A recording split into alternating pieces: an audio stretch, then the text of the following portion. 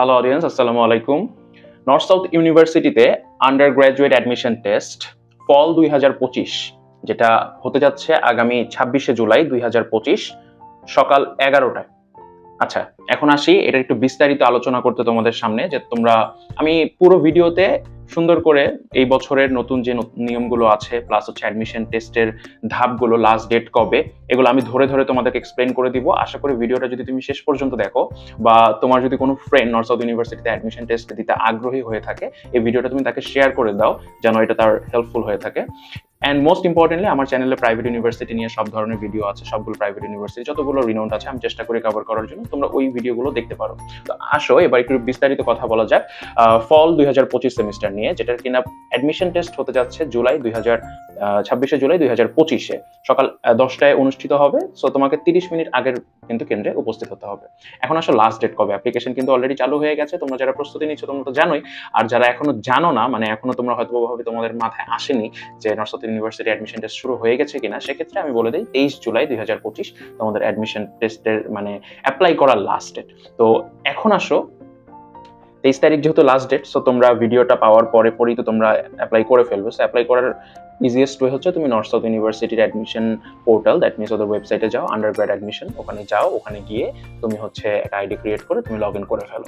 যদি তোমার log in করতে কোনো ধরনের সমস্যা মনে হয়, আমি নিচে হোয়াটসঅ্যাপ নাম্বার দিয়ে দিব, তুমি যখন লগ ইন করা শুরু করবা, মানে যখন তুমি তোমার আইডি ক্রিয়েট এবং অ্যাপ্লাই করা শুরু করবা, তখন হচ্ছে তুমি আমাকে মেসেজ দিতে পারো। I will try my best to help you. আচ্ছা, এবার আসো তোমাদের কি কি সাবজেক্টে পরীক্ষা হয় এটা নিয়ে একটু আলোচনা করি। প্রথমে হচ্ছে English, quantitative aptitude, reading comprehension and composition. এটা হচ্ছে ইংলিশের কথাটা বলছি। আচ্ছা, নর্থ সাউথ ইউনিভার্সিটিতে শুধু তোমার দুইটা সাবজেক্টে পরীক্ষা হয়, হচ্ছে ইংলিশ আর একটা হচ্ছে ম্যাথ। তো আমি ইংলিশের পার্টটা বললাম। ইংলিশে কি কি থাকে? বেসিক যে ইংলিশগুলো, কোয়ান্টিটেটিভ অ্যাপটিটিউড, রিডিং কম্প্রিহেনশন, আর থাকে হচ্ছে কম্পোজিশন।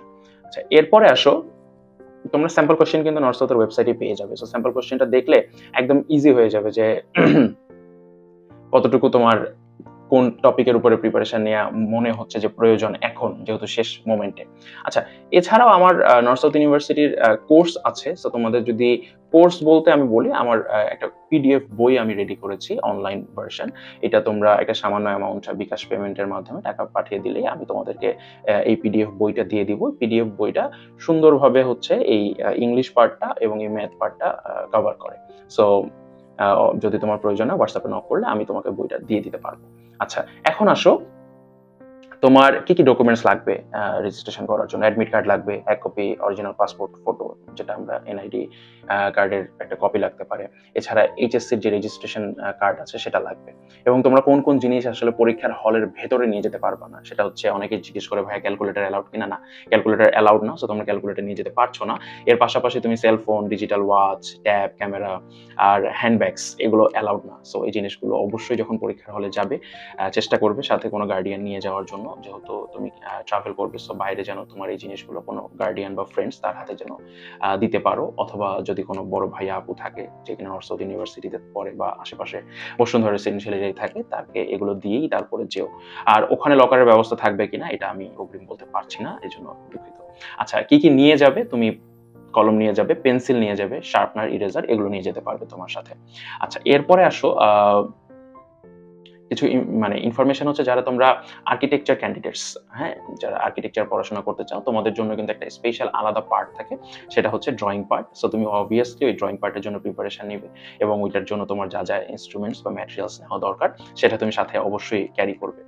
আচ্ছা, এখন আসো, তোমরা যারা সাকসেসফুল হবা, তোমাদেরকে অবশ্যই কিন্তু তোমাদের এসএসসি অথবা ও লেভেলস, এইচএসসি অথবা এ লেভেলস এর marksheet, certificate, as well as তোমার ফটোগ্রাফ এবং ফটো আইডি, এগুলো কিন্তু জমা দিতে হবে।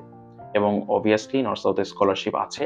স্কলারশিপের জন্য যদি তুমি বিস্তারিত জানতে চাও, আমি সেটাও তোমাদেরকে পরবর্তী ভিডিওতে জানাবো। জাস্ট কমেন্ট করিও যে ভাইয়া স্কলারশিপ নিয়ে ডিটেলস ভিডিও দেন, আমি তাহলেই তোমাদের জন্য একটা ডিটেলস ডেডিকেটেড ভিডিও নিয়ে আসবো স্কলারশিপের জন্য।